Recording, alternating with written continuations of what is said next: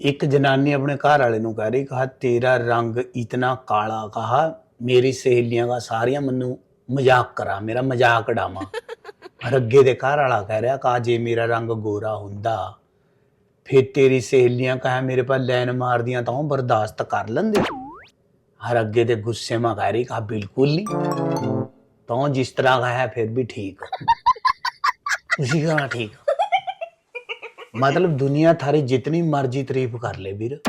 जितनी मर्जी तारीफ कर ले पर घर वाले की निगाह के विच थम बाह घर वाले जेड़ा रब किसी नूं डांदा है कोई जमाना वीर भलाई का समझ में नहीं आंदा वीर हो क्या रहा हद हो गई यही बात समझाने की कोशिश कर रहा वीर ज्यादा चलाकियां करने की कोशिश ना करे करो वीर जो बीबिया भैन सारा कुछ थारा नोट कर बचो बचो बचो